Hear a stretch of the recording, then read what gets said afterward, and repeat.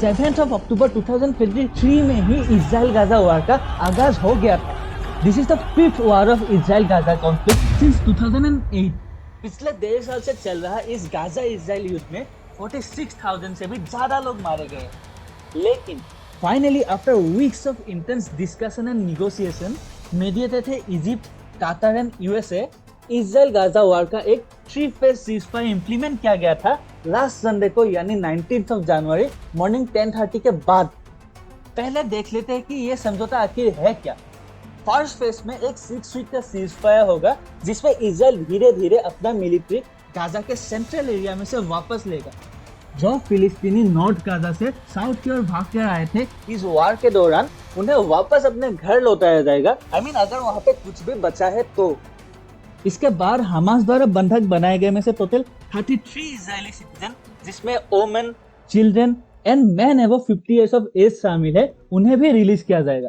प्रत्येक Israeli hostess की रिहाई के बदले में 30 फिलिस्तीनी कैदी और प्रत्येक फीमेल इजरायली सोल्जर के रिलीज के बदले में 50 फिलिस्तीनी कैदियों को इजराइल रिहा करेंगे इस एक्सचेंज के दौरान। इस पूरे वार के दौरान इजरायली मिलिट्री मेनली 2 एरिया पे पोजीशन थे, नेत्जारिम कॉरिडोर एंड फिलाडेल्फिया कॉरिडोर।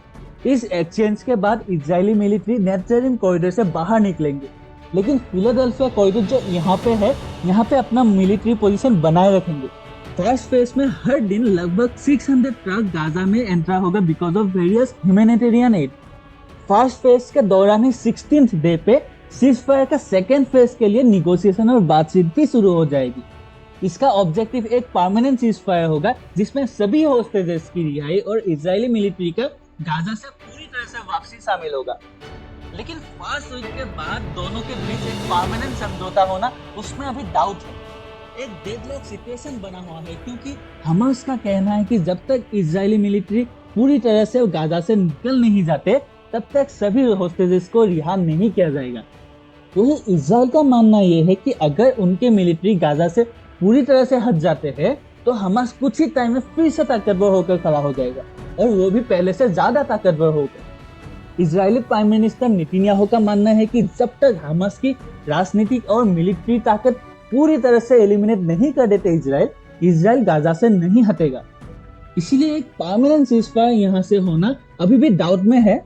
लेकिन ट्रम्प इलेक्ट होने के बाद से ही इजराइल और हमास दोनों पर काफी दबाव था। हमास जानता रहा कि अगर वो सीजफायर पर सहमति नहीं देता तो यूएसए अपनी मिलिट्री प्रयास गाजा में और तेज कर देगा। सिमिलरली इजराइल पर भी खासा दबाव था ट्रम्प इलेक्ट होने के बाद से ही। फिर भी अगर एक परमानेंट सीजफायर संभव हो तो ट्रम्प अब्राहम अकॉर्ड को पुश करना जरूर चाहेगा।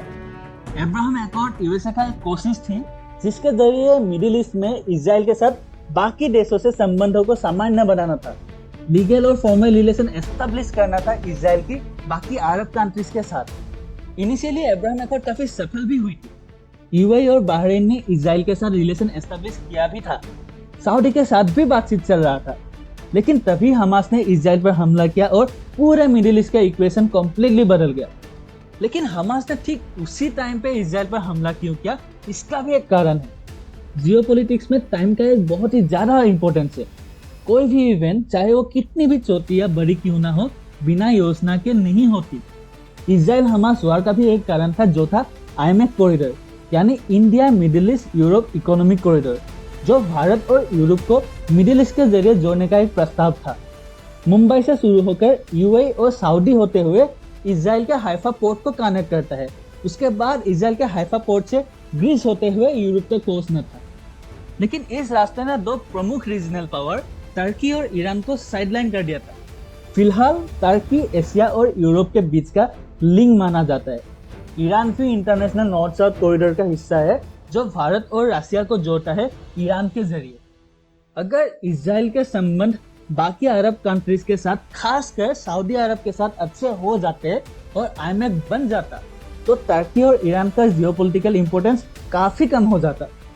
अब सोचिए, भारत, यूएसए, यूएई, इजराइल और सऊदी के बीच इतना बड़ा एक समझौता होने के बाद सऊदी और इजराइल के रिलेशन फॉर्मली एस्टेब्लिश होने से ठीक पहले हमास बिना किसी कारण इजराइल पर हमला कर देते और इजराइल गाजा के खिलाफ मिलिट्री एक्शन लेने पर मजबूर हो जाता है। बाकी आप समझदार हैं। Hope this ceasefire works India के लिए ये काफी पॉजिटिव न्यूज होगा अगर एक परमानेंट सीज फायर इंप्लीमेंट होता है तो। If you like the video please subscribe to my channel and thank you for watching my video. See you soon.